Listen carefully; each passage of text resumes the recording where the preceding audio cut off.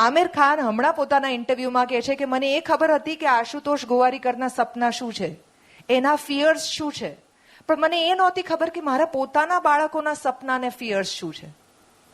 જે માણસ આમિર ખાન બની ગયો હોય એણે પણ જો જિંદગીમાં 60 વર્ષે રડવાનું જ હોય આખા દેશની સામે, 100 કરોડ લોકોની સામે, કે મેં મારા છોકરાઓને વ્યવસ્થિત સમય ના આપ્યો, તો એને આટલા મોટા ફિલ્મ સ્ટાર બનવાનો શું ફાયદો?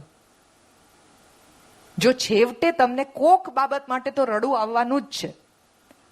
હવે એવા કેટલાય લોકો હશે 60 વર્ષના આજે કે જે 20 વર્ષના હતા ત્યારે વિચારતા હતા કે આઈ વિશ હું આમિર ખાન બનું, અને નહીં બની શક્યા હોય.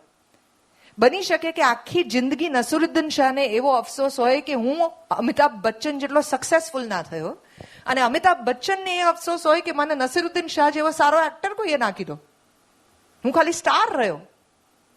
શક્ય છે ને? ઇરફાનના બાળકને કે ઇરફાનની પત્નીને થોડી ખબર હતી કે ઇરફાન આટલો જલ્દી જતો રહેશે.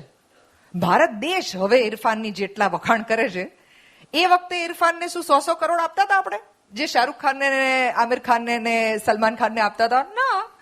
પણ હવે આપણા માટે બહુ જ અગત્યના છે. હાથી જીવ્યો તો લાખનો, મર્યો તો 1.25 લાખનો. પણ વીતી ગયેલી ક્ષણોમાં, વીતી ગયેલા લોકોમાં, વીતી ગયેલી જુવાનીમાં, બાળપણમાં અટકી જવાને બદલે અત્યારે જે સમય છે તમારી પાસે, હમણાં જો ભક્તિ કરી શકો છો તો હમણાં જ કરી લો. હમણાં ઉપવાસ કરી શકો છો તો હમણાં કરી લો.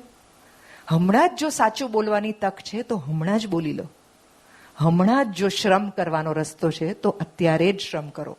કાલે સવારે ઉઠીને કરીશ, પરમ દિવસે કરીશ, બહુ નાનો મંત્ર હોય છે. જે કામ 2, 3 કે 5 મિનિટની અંદર થતું હોય ને એને ક્યારેય પાછળ ઠેલવવું જ નહીં.